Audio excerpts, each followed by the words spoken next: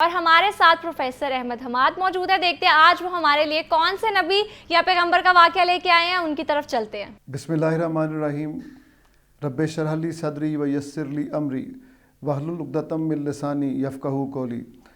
آج جس قصے کو ہم نے شروع کیا تھا, آج انشاءاللہ اس کا دوسرا اور آخری حصہ آپ کے سامنے رکھیں گے, اور وہ ہے سیدنا نوح علیہ السلام کی کشتی کا واقعہ اور طوفان کا واقعہ. اس سے پہلے ہم نے کل آپ کے سامنے آپ کی جو ذات مبارک ہے, آپ کی عمر مبارک ہے, آپ کی قوم ہے, آپ کا دعوت دینے کا انداز ہے, اور سورہ نوح جو قرآن حکیم میں ہے اس کے تناظر میں ہم نے تفصیل سے بات کی تھی. آج سورہ ہود کے تناظر میں بات کریں گے کہ جو طوفان نوح کا جو سارا واقعہ ملتا ہے قرآن حکیم میں, وہ سورہ ہود میں ہمیں بڑی تفصیل کے ساتھ ملتا ہے. اور سورہ ہود کے بارے میں ایک بات عرض کرتا چلوں کہ جو بہت زیادہ یعنی کہ ڈسٹنکشن ہے باقی صورتوں کے بارے میں, نبی کریم صلی اللہ علیہ وسلم نے ایسا نہیں فرمایا جس طرح اس صورت کے بارے میں فرمایا. اور وہ یہ تھا کہ نبی کریم صلی اللہ علیہ وسلم سے سیدنا ابوبکر صدیق رضی اللہ تعالیٰ عنہ نے پوچھا کہ میں دیکھ رہا ہوں کہ آپ ان دنوں آپ پہ بزرگی تیزی سے آنا شروع ہو گئی ہے, یعنی بوڑھے ہو رہے ہیں دوسرے الفاظ میں. تو نبی کریم صلی اللہ علیہ وسلم نے فوراً فرمایا کہ بالکل آپ نے صحیح, آپ کا مشاہدہ بالکل درست ہے. مجھ پر آج کل سورہ ہود نازل ہو رہی ہے اور اس صورت نے مجھے بوڑھا کر دیا ہے. اب یہ جو بات ہے یہ ہمیں دعوت دیتی ہے کہ ہم سوچیں کہ اس صورت میں ایسی کون سی بات ہے کہ نبی کریم صلی اللہ علیہ وسلم جیسے عظیم پیغمبر, ہمارے لیے تو ہمارے ملجا و ماوا آپ ہی ہیں, تو آپ کا یہ کہنا چہ میں نہیں دارد, تو اس کا معنی یہ ہے کہ اس میں انبیاء کرام جو برگزیدہ انبیاء تھے ان کی دعوتوں کا ذکر, اور اس کے بعد پھر آپ کے قوم کے جو سرکشی ہے اس کا ذکر, اور اس کے بعد پھر ان پر عذاب جو آئے ہیں ان کا ذکر ہے اس صورت میں. تو علماء کرام یہ بھی بتاتے ہیں کہ سیدنا ابراہیم علیہ السلام سے پہلے 3 بڑے انبیاء اور ان کے بعد 3 برگزیدہ انبیاء, 6 انبیاء یہ اور 7 حضرت ابراہیم علیہ السلام 7ویں خود, تو ان تمام کو قرآن حکیم نے نمایاں جگہ دی. تو ان میں سے بعض جو ہیں وہ سورہ ہود میں ہیں. تو آپ دیکھیں گے کہ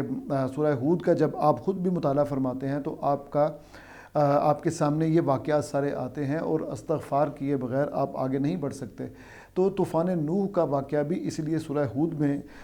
موجود ہے. آپ کو میں نے جیسے کہ عرض کیا, اس کی تقریباً 125 کے قریب آیات ہیں. جو نوح علیہ السلام کے اس میں گرامی پہ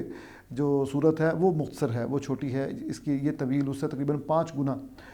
لمبی ہے یہ سورہ ہود. تو اس میں پھر جیسے میں نے عرض کیا تھا, جہاں پہ کل ہم نے بات ختم کی تھی, وہ یہ ہے کہ اللہ تعالیٰ نے کہا کہ میرے آنکھوں کے سامنے میری وحی کی روشنی میں کشتیاں بنائیں, جو کشتی بنائیں. تو کشتی بنائی گئی, اور جب بنا رہے تھے تو آپ کا تمسخر اڑایا سرداروں نے, جو وہاں سے جنہوں نے جھٹلایا تھا پہلے. وہ باقاعدہ یہ کہتے تھے کہ ہمیں تو لگتا ہے کہ ایک تو یہ کہ کچھ نہ سمجھ لوگ آپ کے ساتھ لگ رہے ہیں, بلکہ ہمیں تو لگتا ہے کہ آپ جھوٹ بول رہے ہیں. تو جھٹلانا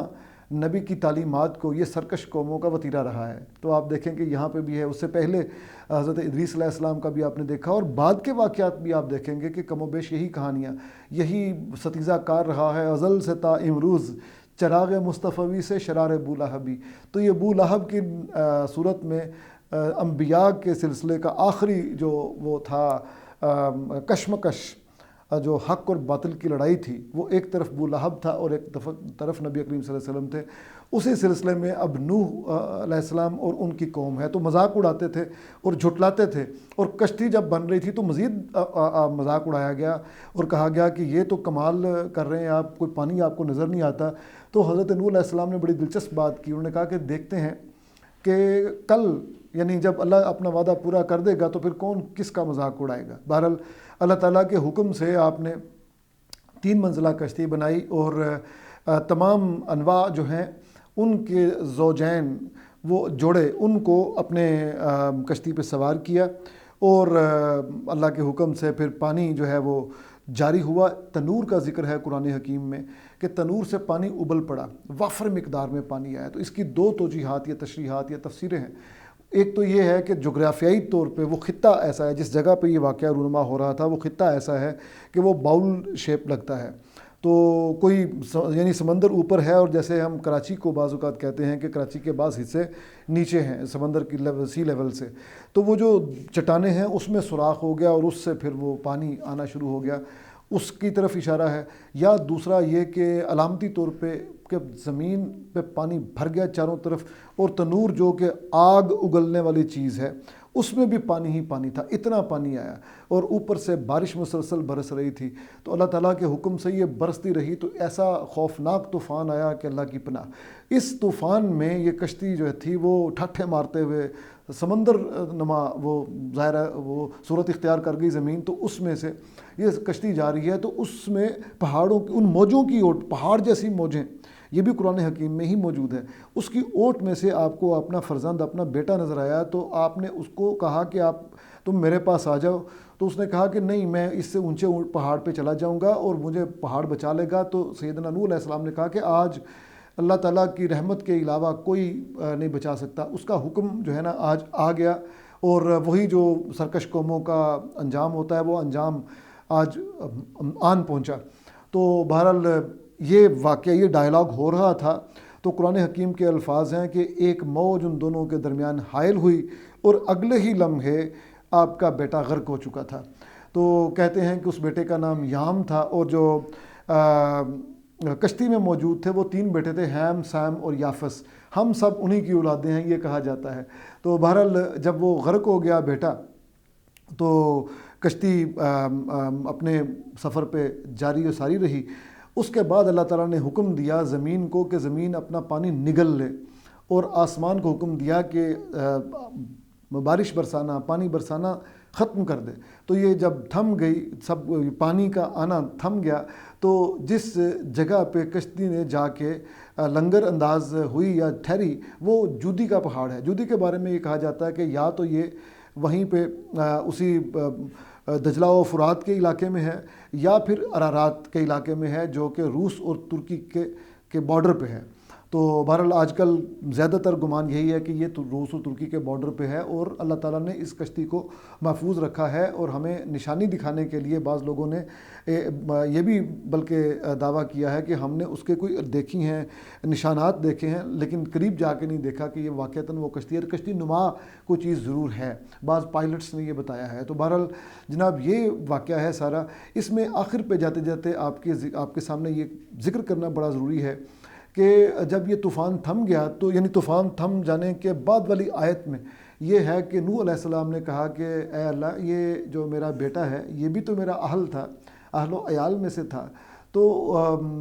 آپ نے تو وعدہ کیا تھا کہ میرا اہل و عیال بچا لیں گے، تو آپ تو بہترین منصف ہیں، آپ تو اپنے وعدے کے خلاف نہیں کرتے، تو یہ کیا ہوا؟ ظاہر ہے وہ پدرانہ شفقت۔ تو اللہ تعالیٰ نے فرمایا کہ نہیں، وہ عمل صالح نہیں کرتا تھا، وہ نیک نہیں تھا، لہٰذا وہ آپ کے اہل و عیال میں شامل نہیں تھا۔ اگرچہ بایولوجیکلی آپ کا فرزند ضرور تھا، لیکن نبی کی شان کے خلاف ہے کہ وہ ایک مشرک اور اس طرح کے جو غیر صالح بیٹا ہے اس کی بھی سفارش کرے، اس کو بھی بچائے۔ تو بہرحال اس طرح یہ ایک واقعہ جناب ہمیں، یہ جو ڈائلاگ ہے پھر یہ ہمیں بتاتا ہے کہ انبیاء کی جو وراثت ہوتی ہے وہ بایولوجیکل جو ڈسینڈنٹس ہوتے ہیں وہ بھی اس کے ورثاء نہیں ہوتے، مال و دولت والے بھی اس کے ورثاء نہیں ہوتے، بلکہ اس کے ورثاء اس کے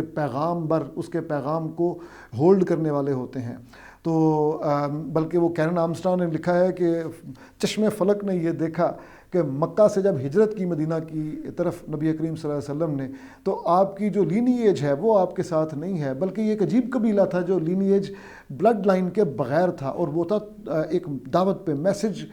کے نتیجے پہ بننے والا قبیلہ۔ تو جناب یہ تھی نوح علیہ السلام کی داستان، کشتی نوح کیسے بنی اور طوفان نوح کیسے آیا، کیسے تھما، اور آپ کا جو بیٹا تھا وہ کس طرح اس میں غرق ہوا، اور اس کے بعد پھر